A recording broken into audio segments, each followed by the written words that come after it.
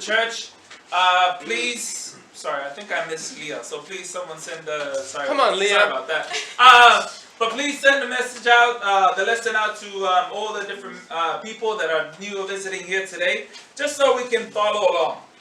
You know, the title of the lesson today is The Cross, right?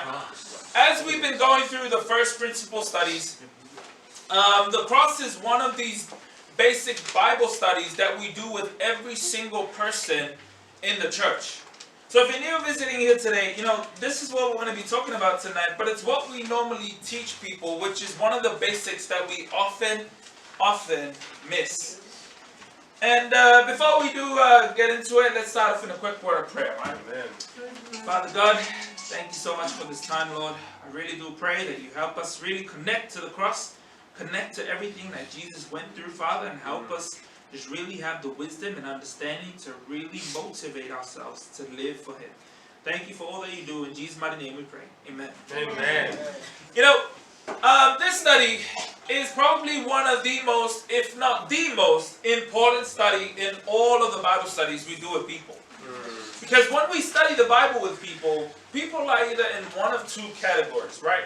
One, some of them are just completely open. They go, you know, I've always wanted to be a Christian. I've always wanted to follow Jesus. Yes, I do want to, and I want to get baptized. The list goes on, right? And then there's other people that, you know, we come to an understanding, okay, I know this is what I should do. I know this is what the Bible says. I know this is right, true.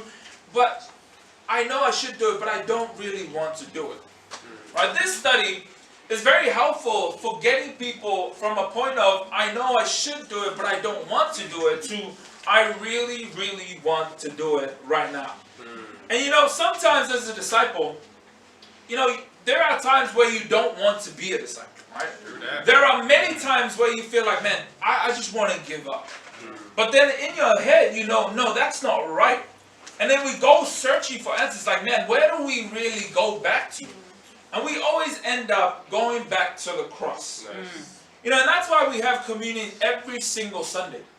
It's because to help us understand, like, this is an aspect of what the cross means to a certain person. And that's why we should stay faithful. You know, unfortunately today, people don't know really what the cross is all about. Some people think it's this little lovey-dovey thing that you have, you know, hanging around your neck and so forth. Because that's the truth. You know, Christianity today is often fluffy and it's all about, oh, Jesus loves me. Yes, He does. But the cross isn't more a sign of love. It's more a sign of death. Now, we do equate it to love for a certain reason. But it was death all the way through, even from its beginning. You know, and this is a very serious study. So if you can please turn your Bibles to Mark chapter 14. What we're going to be doing today is we will be looking at the physical, emotional, and spiritual suffering of Jesus as He went to the cross. And we'll also look at why He did it. And like I said, it'll help you realize why we become Christians, why we do what we do, and why we remain doing what we do. Mark chapter 14, verse 27 to 31. We'll pick up here. It says, you will all fall away. This is what Jesus says, right? In the Matthew account, Jesus actually says, man, you will all fall away on the account of me. What that means is, Jesus is saying, look, you will fall away because of me. What we sometimes don't understand is, yes, people fall away because they're tempted by Satan. They love their sin. They want to stay in a certain way. They don't want to change. But oftentimes as well, people fall away because of Jesus. Right? What I mean by that is people don't understand that following Jesus is you literally saying, I want to be like Jesus. And people fall away because they don't want to be like Jesus. You see, if you're at a stage where you stop thinking that you don't want to be like Jesus, like you'll eventually fall away. You may feel like, oh, the relationships are good, my best friend's here, like, Buster sings well, you know, maybe that'll help me stay in the church. Actually, it would not. But move on. It says, you will all fall away, Jesus told them. For it is written, I will strike the shepherd, and the sheep will be scattered. But after I had risen, I will go ahead of you into Galilee. Peter declared, even if all fall away, I will not. I tell you the truth.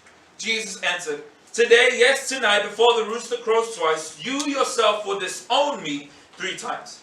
But Peter insisted emphatically, even if I have to die with you, I will never disown you. And all the others said the same. You know, the truth of it is, most of us, or if not all of us, understand how difficult it is in being a Christian. I mean, that's what's happening to Peter here. He was like, man, it's been so incredible. I was able to walk on water. Jesus had done so many miracles. Life had just been going so great here. Yes, we were almost about to drown, but Jesus saved the day once again. It was this incredible thing, and now it gets to this point where the tough really gets going. Yet it's so sad that so many people, even in our lives today, leave God even after a year of being converted, all for the same reason. That they do not understand that the same underlying reason is that following Jesus is always being like Jesus. That means the sacrifice is great. Why? For the privilege of being saved and staying saved. We'll carry on in verse 32 to 42. The Bible says, they went to a place called Gethsemane. And Jesus said to his disciples, sit here while I pray. He took Peter, James, and John along with him. And he began to be deeply distressed and troubled. My soul is overwhelmed with sorrow to the point of death, he said to them. Stay here and keep watch. Going a little further, he fell to the ground and prayed that if possible, the hour might pass from him. Abba, Father, he said, everything is possible for you. Take this cup from me, yet not what I will, but what you will. Then he returned to his disciples and found them sleeping. Simon, he said to Peter, are you asleep? Could you not keep watch for 1 hour? You know, that's why we encourage the church to pray for an hour, right? Because here, Jesus prayed for an hour. Watch and pray so that you will not fall into temptation. The spirit is willing, but the body is weak. Once more, he went away and prayed the same thing. When he came back, he again found them sleeping because their eyes were heavy. They did not know what to say to them. You know, it's quite interesting. That right there, you kind of see the spiritual state of 2 different people, right? One who's spiritually fired up, who's always praying, and one who's falling asleep, right? So even today, if you're falling asleep, you know, I'll probably have a chat to you after that, right? But moving on, it says, returning the 3rd time, it says, he said to them, are you still sleeping and resting? Enough. The hour has come. Look, the Son of Man is betrayed into the hands of sinners. Rise, let us go. Here comes my betrayer. You know, why was it that Jesus was in such deep sorrow? Well, it was because he knew that he was about to be crucified. You know, there's this popular belief that we feel like, oh, you know, Jesus came down to earth willing to go to the cross, right? You know, like, Jesus, you know, we go like, oh, Jesus had to go to the cross because it's what God told him to. And so, Jesus being obedient, he had to do it, right? While that's true and so forth, no, Jesus did not want to go to the cross. You know, this passage right here really highlights the fact that no, absolutely he did not want to go to the cross. I mean, if you think about it, who wants to be crucified in this room? Nobody, right? But he was like, man, like, he goes on in the passage and says, man, he was like, God, come on, is there another way? You know, is there another way that we can do it? Do I really have to go through the cross just to save everyone? And some of us may feel that way. It's like, man, I want to become a Christian, but I don't want to, like, man, is there another way, right? Like, do I really have to upset my family, upset my husband, upset my wife? Like, is there any other way? Like, I do want to follow Jesus, but this is just too much. You know, have you ever felt so sad in life? I mean, think about that for a moment. When was the last time you were so sad in life? You know, personally for me, the saddest moment was losing my dad, right? It was, I don't know, it was just some crazy, crazy feeling. You know, even at times right now, there's sometimes where I sit and then suddenly a thought about him, and in some weird way, I vividly see him, right? I'm not saying like I see him spirit or anything like that. Like in my mind, I vividly remember his face and everything about him, and it just tears me up a bit. You know, I remember even there was this one time, Jenna and I were watching a series, right? For those of you who don't know, what was the series called again, honey? The American... Christmas? No, the White House. White House 4. Anyway, sorry. Let's move on. But it's the Designated Survivor, right? Oh. Maybe some of you guys have seen that or not. But there was a scene where this girl, right, had her mom, and she was diagnosed with cancer.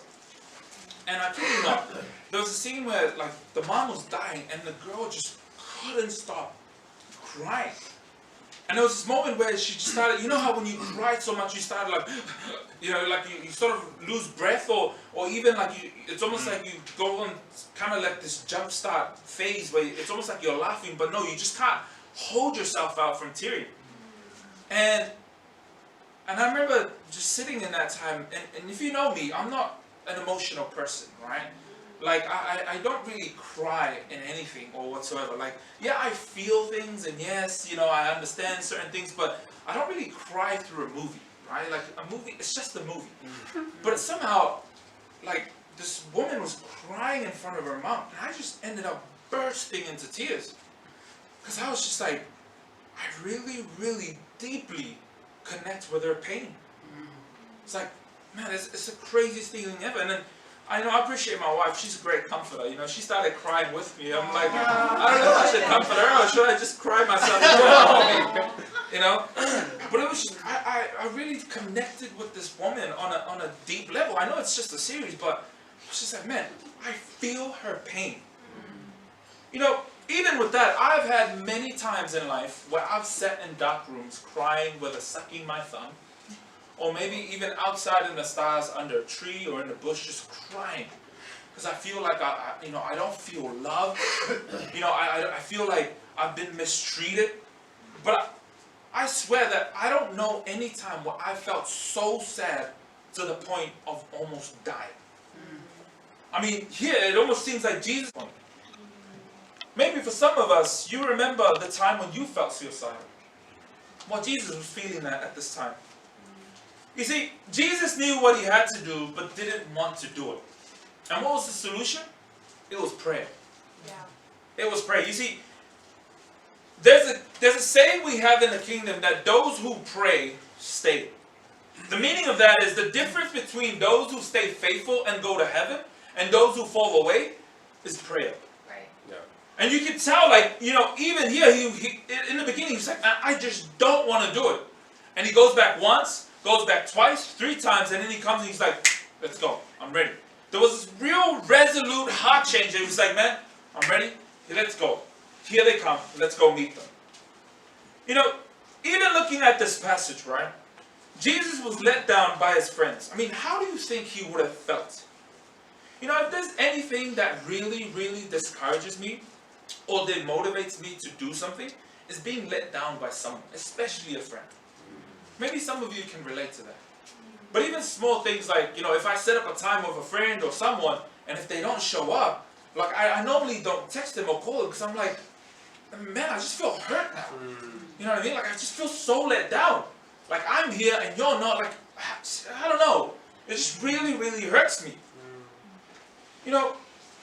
If you look at it, it's like, do you think his disciples, his best friends, letting him down, sleeping while he needed the support the most, actually motivated him? No, absolutely not.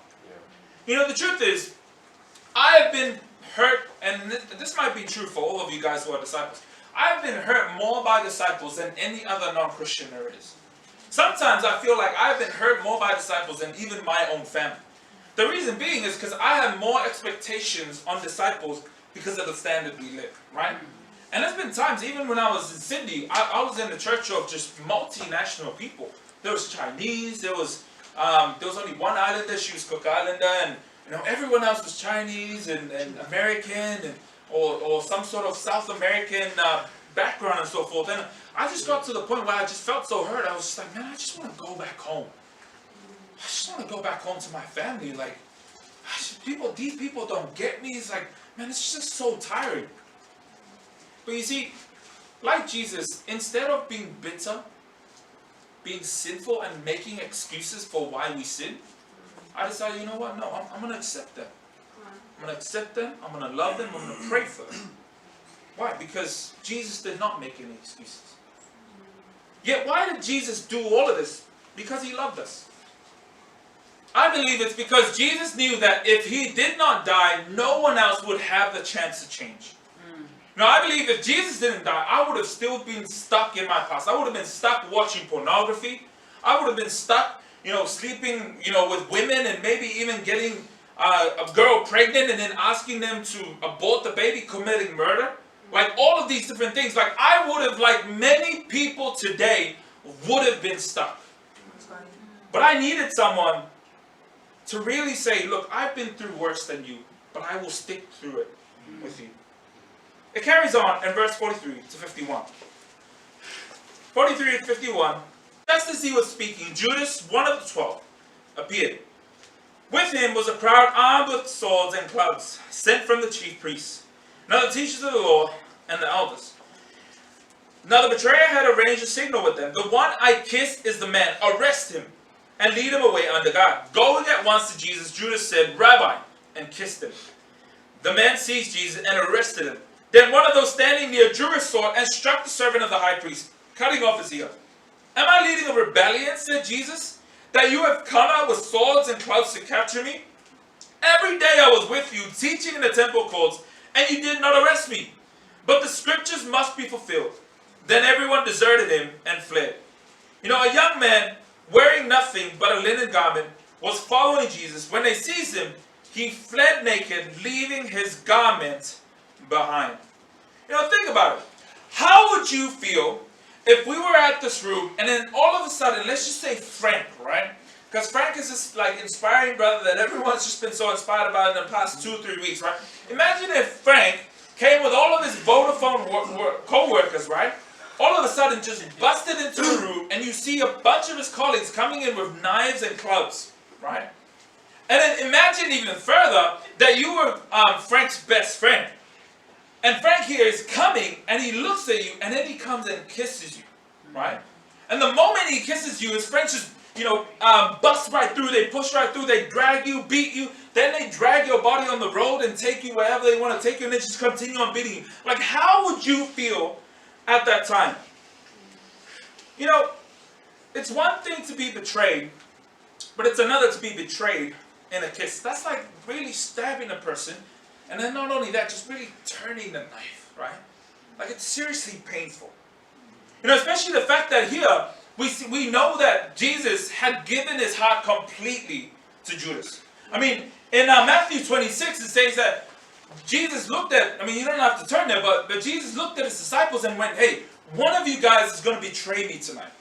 And it says none of them knew who it was. Why? Because Jesus' love was so complete, even on Judas, that no one could figure it out. But he had given his heart so much to Judas that he loved him perfectly. Think about it. Have you ever been betrayed before? Feelings of betrayal usually derive from the fact that you give someone all of your heart and then they decide to break it. It's like, man, I gave my whole heart to you. I even gave you my virginity. I gave you all of my life. And this is what you do to me? Some of us, we may even have gone through deeper cuts. I appreciate Celia just sharing a bit about the communion. Maybe some of you didn't hear it, but she was even saying her greatest fear was people, because she gave people her trust and people violated it, even her own family. She was bullied at school. And imagine you go to a school which is an area which is supposed to be protected and safe, and it ends up not being safe. That is being betrayed. Some of us, it's even deeper cuts than that, where we trust our parents, trust our uncles and aunties, and then we end up getting raped or sexually abused. That is so much betrayal right there. Man, we have been so betrayed. But Jesus, instead of demotivating him, he decided to make a decision. You see, I've also been betrayed in my life. But I've also betrayed many people in my life too. I've betrayed people even to the point in relationships where I've actually gone out with a woman and so forth, and after getting what I wanted, decided to leave her, and I betrayed her, and what it did was her life just ended up spiraling downwards. Now, yes, we have a decision on our own to make, but it's still, even at the time when I was studying the Bible, it haunted me so much, where I was just it convicted me so much of my sin, where I was man, I can't believe I betrayed an individual all the way to spiraling out of control, actually. But if you really think about it, it's Jesus felt the same way. But Jesus knew that, look, if I don't make a decision, if I don't die, all of those people that are inclined to betray other people will continue on betraying. People will stop, continue on betraying their husbands, betraying their wives. They'll be adulterous.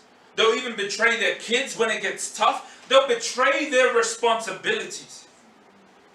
But he was like, I need to be the example. Why? Because when pain is the only way through, I need to teach them that yes, you can embrace and you can overcome. What could have he done? It's actually funny. It says in Matthew chapter 26 as well that Jesus could have called down 12 legions of angels, right? Now, one angel in the Old Testament was able to kill about 185,000 people in one strike. That's the whole population of Samoa. Now, a legion of angels, it's about, I don't know exactly, but I know that 12 legions of angels is more than 80,000 angels.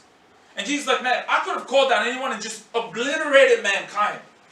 But he's like, no, I'm not going to give up. Because you see, the easy way out never achieves anything in life. I don't know about you, but I've always been someone who takes the easy way out. I've always been a quitter. I'm serious with you. Like, everything I've ever done in my life, I've quit it like either halfway or even before I started, or even when it got tough.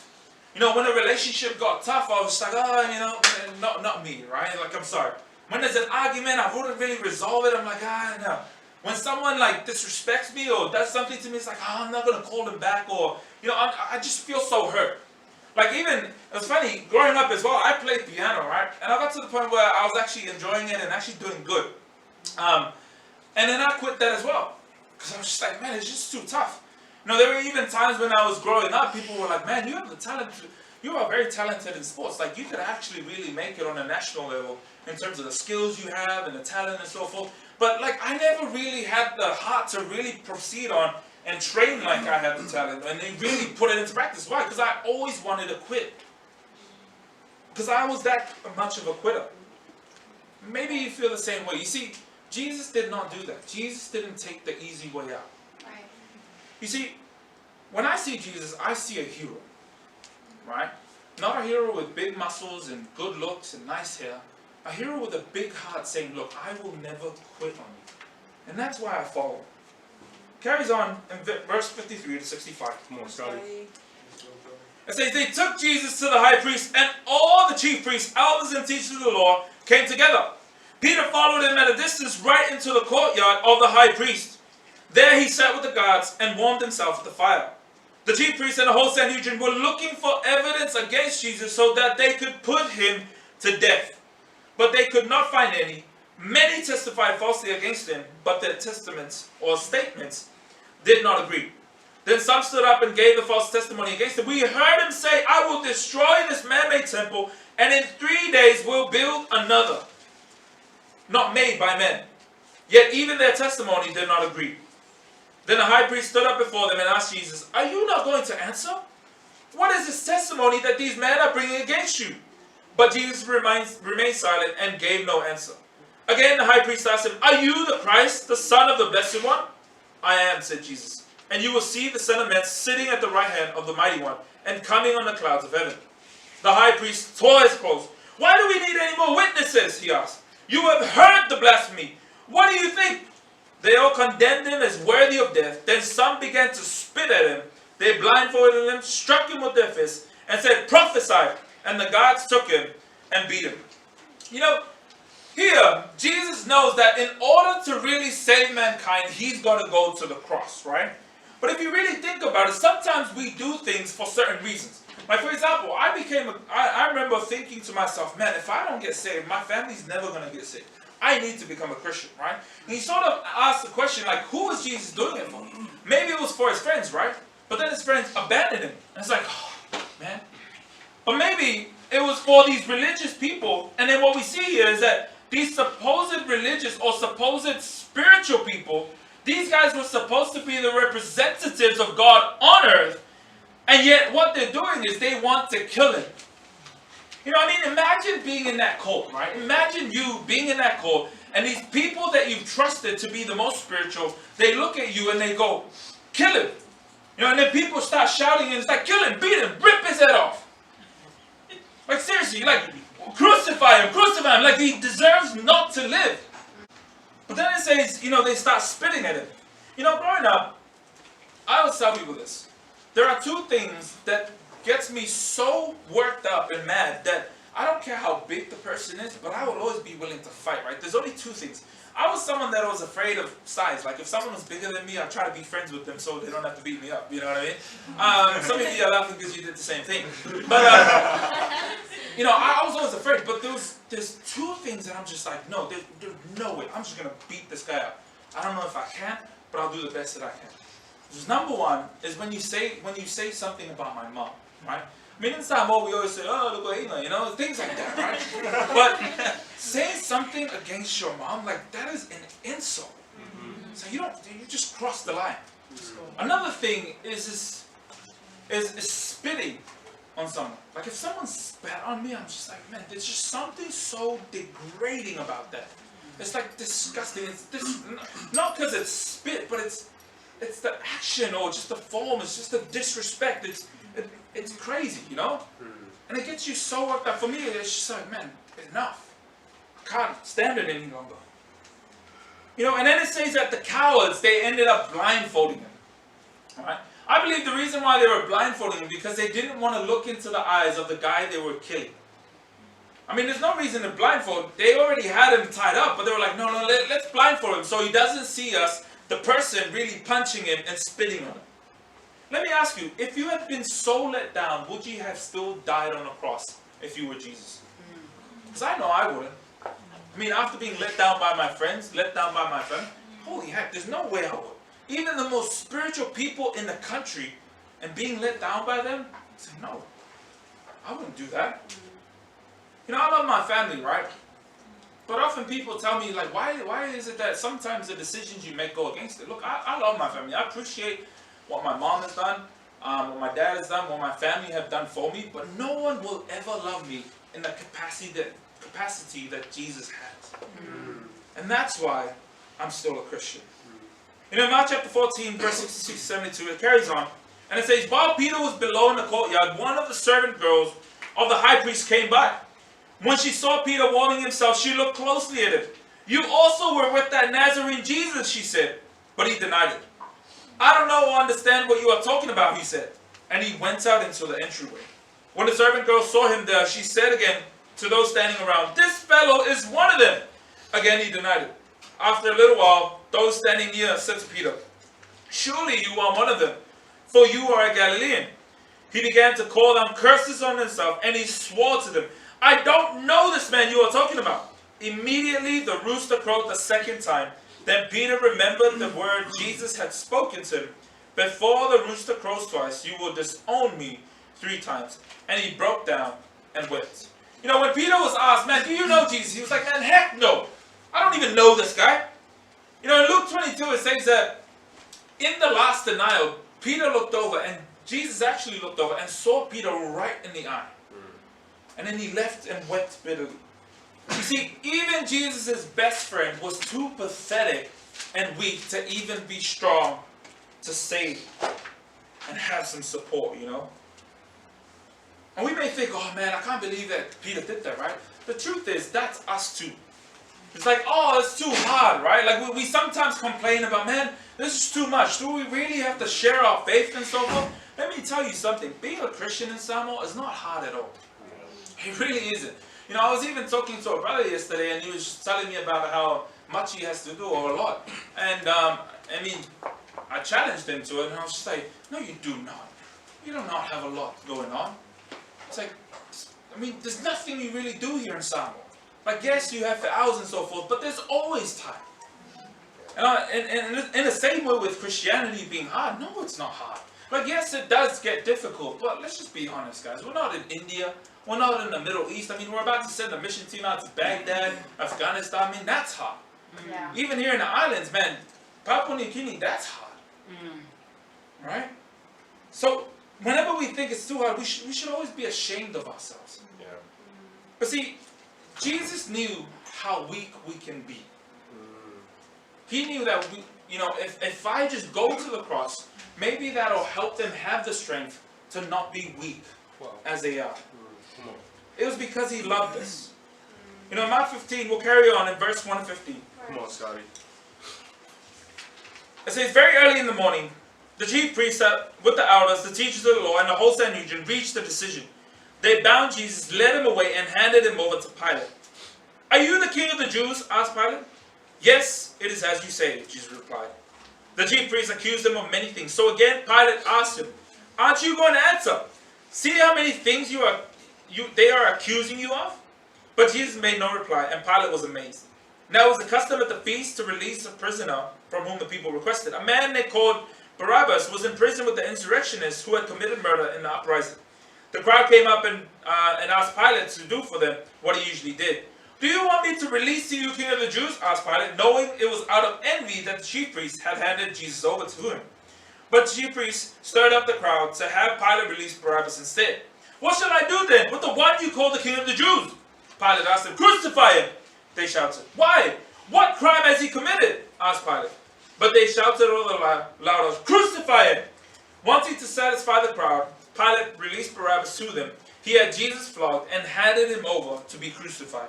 You know, Jesus here had committed no crime and yet was compared to a murderer. And then the people were shouting out to the point of going, hey, we'd rather have a murderer come and murder some more people, maybe even someone from my own family, than having Jesus himself walk on the earth.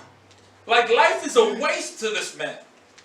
That's how they were crying out. And what we see here is that Pilate doesn't want to, take responsibility. You know, as I was trying to study out the cross and looking at different sermons on people's different views of what they see the cross to be, and then also just trying to put in my view of it. A friend of mine, I still remember this, when he preached the same study a few years ago and so forth, he said, it's funny, my whole life, I've met someone I've met someone named Jesus, I've met someone named Pilate, but I've never met, sorry, not Pilate, he said, I met someone named Barabbas, but I've never ever in my entire life met someone named Pilate.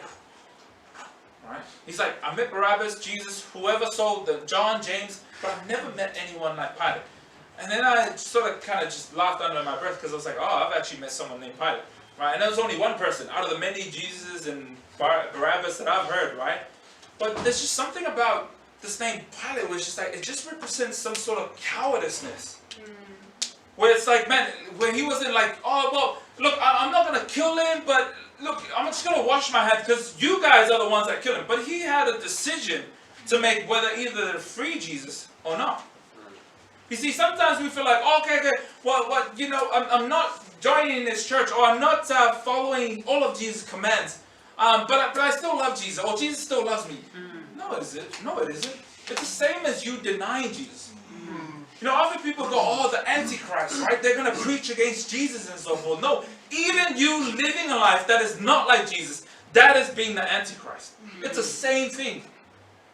It's the same thing that Pilate did. You see, if you don't become a Christian, you are against Jesus, full stop. Yeah. I mean, even at this point, right? He was being judged again. And you sort of think about it. It's like, where were all the people that Jesus healed?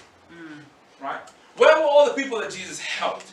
The lame, the blind, the deaf, the mute, everyone. I mean, even if you think about it, there were even people that, they were personally raised back to life by Jesus. I mean, there were even people that their family members who were dead were brought back to life. Like, how much do you have to do to at least get some support from someone? You know what I mean? And like, none of that was ever seen. Like, no one was there besides Jesus being alone. And then it says they lead him out and they go flog him, right? Now, if you've seen the movies, I don't think flogging in the movies do much justice. Right? I really don't. Because if you read the scriptures, it paints a different picture. Now, what flogging is, it's like this whip, but at the end of it, it's got like these teeth everywhere, where it could be made of bits of glass, bits of bones, or bits of metals, but they were all sharpened to the point that it doesn't rip your skin, it rips your flesh out. Now, if you think about it, this whip, you can't really aim at something and hit it straight on. Like, it would have flown everywhere. Like, he would have been whipped. Maybe some parts of this fat right here was like taken off. No, you could imagine that, it would have gone on his shoulder, his back, his hamstrings would have gone in. Now, if you don't know, most of your back, including your buttocks, just trying to say that politely, they're all made of very soft flesh. So it would have just torn through it. It would have gotten on his hamstrings. You know, it would have ripped out probably part of his chest, or maybe it would have, I don't know, busted a rib. Because they could actually go in and then hook into the rib and then pull it out. It's like it would have broken a rib. And it's funny as well because in Isaiah chapter 52, it describes how much pain Jesus was going through. It's like it would have shredded his face. It said that when you looked at Jesus, he was so marred. His face was so marred. His figure was so marred to the point where it was beyond humans. Right? It was beyond human beings. Like if you looked at him, it's like, who on earth is that? Now if you think about it, excuse me for the analogy, but if I started beating up Eric right now, right? Like just pounding on his eye and just like punching him in his mouth, you would probably see a lot of these swollen places all over his face, right?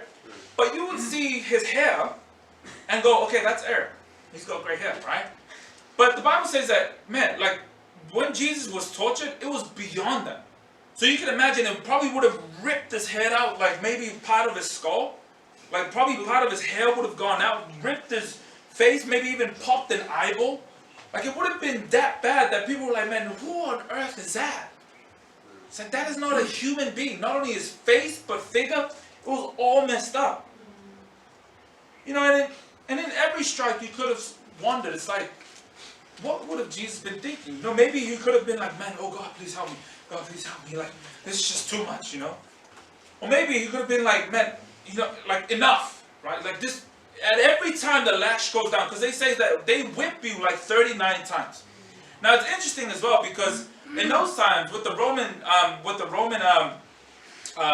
soldiers, when they would whip you, there was this rule that they made up, like, hey, if the person survives the next morning, the person who whipped them would have to die.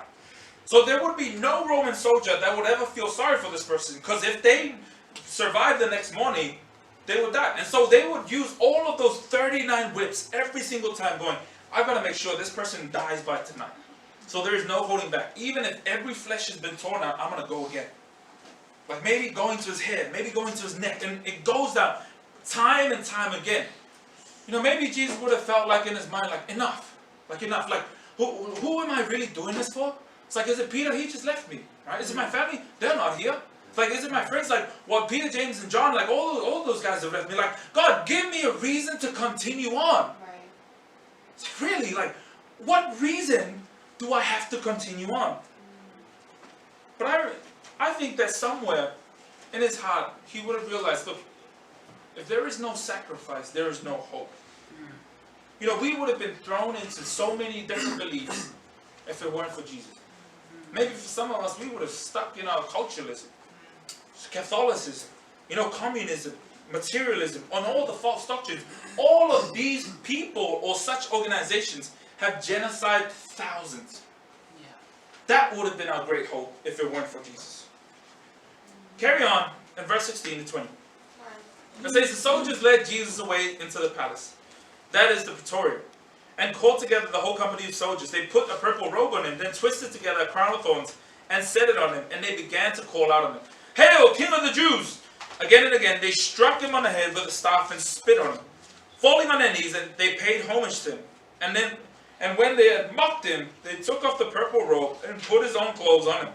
Then they led him to crucify him. You know, I don't know about you guys, but I've been mocked a lot in my life, right? Most of it, actually, almost all of it, it's been through my stupidity. But there's something about being mocked where it's just, it hurts, you know what I mean? I know us here in Samoa, we love to mock each other, right? But sometimes, at one point, like, one of those words just gets to your heart and it's just like, holy moly, that's just painful, you know? Let's move on.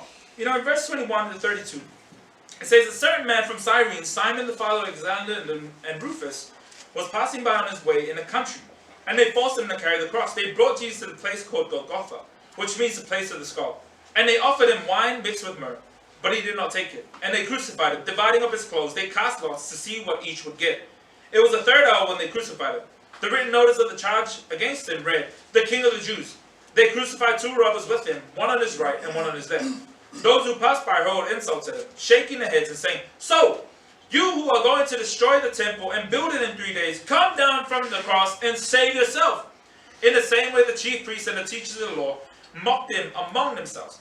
He saved others, they said, but he can't save himself. Let the Christ, the King of Israel, come down now from the cross, that we may see and believe. Those crucified with him also heaped insults on him. You know, do you really know how someone dies from crucifixion? You know, crucifixion at this time was meant to be the most excruciating form of death in that period. And you sort of wonder why Jesus came through that period. But how someone dies through crucifixion is not blood loss, right? A lot of us believe that, oh, he lost a lot of blood and he died. Actually, you die from suffocation. So you would have been crucified on both hands and on the feet. And what you would have been doing is, because you're so heavy, usually your hands will go like this. And what that does, it really stops the good flow of air inside your lungs. And so every time you try to breathe, right? But by breathing, you've got to bring your chest out, expand it a bit, and that would put a lot of weight and force on your hands and even on your legs. And so every single time you would have been like, if you can imagine someone trying to breathe while they're almost about to drown, that's exactly how you die from crucifixion. It's like you're trying to breathe, you're going up, there's this pain here, and then you slop back down, and then at the same time, your back has just been minced to pieces, and it's rubbing against this really hard piece of wood. You know, when we look at movies, we see a nice smooth cross, right? Crosses was meant to kill criminals. So why would someone go through the pain of smoothing a cross that a criminal was going to die on? No, they weren't. They would have been rough, maybe even like the pomuli tree that we have here. But he would have just rubbed his back and forth, just going like that, over and over again. You know, if there was any time I believe that Jesus could have gone, enough, that's enough, was this time right here. Why? Because how dark does your heart have to get to the point of, here is a guy shredded to pieces with blood covering him, trying to breathe, and everyone's still mocking him and going, hey, come down from the cross. Hey, Jesus, come down from the cross. Like, how hard does your heart have to be to even get that place? I mean, think about it. If any point, I think Jesus could have just gone at this point, you know what, God, enough. Because it wouldn't have made him any less God. He still would have been perfect, still didn't sin. It's just that he probably wouldn't complete his mission, but he just decided, you know what, I'm still going to go through. And you sort of think, well, what could have Jesus said? Or maybe even say something, right? Well, if you guys go to Luke 23, these are his first words. And it says in Luke 23:34, it says, Jesus said, Father, forgive them, for they do not know what they are doing. You know, that's simply it. He's just like, you know what? God, forgive me. Because they have no understanding of what they are doing. And it's funny as well, because even in that passage all the way to 43, it even points out how the fact that even Jesus turned around and saved one more soul. You know, sometimes we feel like we don't want to evangelize, right? And that's real. It's a real feeling. We sometimes don't feel like evangelizing. But see, Jesus is like, you know what? I'm going to save one more soul to show every other there is still hope as long as there is air within your lives. You know, in Mark 15, we'll go back to Mark 15, verse 33 to 34. The Bible says, at the 6th hour, darkness came over the whole land until the 9th hour. And at the 9th hour, Jesus cried out in a loud voice, Eloi, Eloi, lama sabachthani, which means, my God, why have you forsaken me? So you picture Jesus on the cross here just going, God, please. You know, you can imagine maybe he's going, God, please help me through this. God, please help me through this. Come on, God. I mean, if you think about it, there's been times where you've been so tempted that you're just like, God, please help me through. God, please, I don't want to fall into this temptation. And then he comes through, right? But right here, Jesus probably would have been thinking, God, please help me through. And then God does not come through. Because it says that he was separated from God. And we sort of, because Jesus said, man, why have you left me, God? If you turn your Bibles to 1 Peter 2:24, it explains even further what's happening. In 1 Peter 2, verse 24, it says, he himself bore our sins in his body on the tree, so that we might die to sins and live for righteousness. By his wounds you have been healed. Here it says that when Jesus was on the cross, he took upon every single person's sin. Sin of the past, sin of the present, sin of the future. He took it all upon himself in his body. And at this very point, Jesus sinned because of our sins. And at this very first time in his existence, he was separated from God. So at the time when he was asking for God to help him, God did not come through. You see, everyone, including God, had deserted Jesus. But you sort of wonder why. It's like, I mean, imagine living in the same guilt and shame that you are in right now in your life. You know, when I was studying the Bible, the thing that motivated me to become a disciple was I couldn't stay in my shame and guilt no longer. Like, I had been in relationships that I just ditched, and I felt like if people knew exactly what I had done, that I tanked it, that I gapped it, because I didn't have the guts to even be a man, it's like, I'd be so ashamed of what people would think about who I am. And some of you guys may feel that, saying, man, my sin just really made me ashamed and feeling guilty. And yet, to imagine everyone's guilt coming into Jesus' body, he would have suffered so much spiritually too. I mean, think about it. I mean, I'm going to use the graphic, probably disrespectful language right now, but this, I feel like it's going to help you guys really understand. Imagine if you just went home right now and raped your younger sister, maybe it was about 3-year-old or, you know, or younger brother, right? And you just had a blackout and you just ended up raping him. And then your mind just sort of switched back on and you realize what you had just done. You'd feel so disgusted. I was like, what on earth did I just do? Now, someone somewhere out there has done that. In the past, present, and in the future. And all of that came together and hit Jesus' body. He would have just felt like, ah! That's how much suffering he would have gone through, even more spiritually. You know, some people ask me, why is it that you don't want to go back and be an engineer? It's not that I don't want to. I know that God has called me this, but what's the purpose of being an engineer when someone died for me? It's like, yeah, I can be an engineer, get money, you know, get a nice job, but I don't want to live for myself anymore. I want to live for someone that lived for me. That's right. You know, there's a really cool story that really does highlight out Jesus' love, right? It's in the notes right there. It says, God the Father and Jesus were looking down at the world. And we'll conclude in this. They saw all the suffering, loneliness, and pain. They saw all the people. They saw you and me. And Jesus said, Father, how can I help them? I love them. What can I do? God said, Son, you don't understand. They are not like us. But Jesus said, Father, I'll do anything for them as long as you are with me. God said, Son, you don't understand.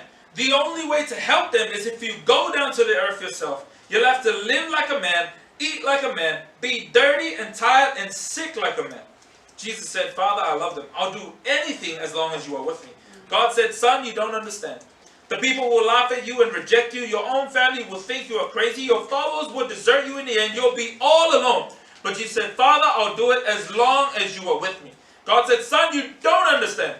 The people will falsely accuse you. They'll beat you and spit on you and flog you. They will nail your bleeding naked body to a cross, and you will die painfully like a criminal. Jesus said, Father, I love them. I'll do anything as long as you are with me. But God said, Son, you don't understand. As you hang on the cross in agony, you will bear all the sins of the world. You will feel their guilt, their shame, and their pain. And their sins will separate you from me. In your greatest hour of need, I will not be with you. And Jesus said, Father, now I understand. I'll go. You know, there's a few other passages I've got there in the sermon, right? Basically, the other passage following is talking about Jesus died to be an example for us. But then in 2 Corinthians chapter 5, verse 14 to 15, Paul highlights out, look, Jesus died so he can compel us to live for him. You see how much Jesus loved us? I mean, to close it all off, I want to ask you a question, like, who do you live for? No, honesty, most of you, if not all of you, live for yourself. Why? Because you're selfish. I've even had someone ask me, it's like, hey, why did you decide to give it all up? I was like, all the reasons I ever had to stay this way, to be who my family wanted to be, it was only for my own gain. I realized how selfish that would be. That I need to live for other people. You know, and you're not the only person. I had to realize that myself. But you can choose to be selfless. But who do you live for today? You know, my challenge is to you, this is what we've seen in the cross. It's not just a physical pain he went through. It's not just the emotional, but even more so the spiritual pain Jesus went through. Decide today to live for God. You know, what are you waiting for? Is it still based on your time, on your preference, on your comfort? Or do you want to live for someone that lived and died for you? I love you guys so much, and let's go.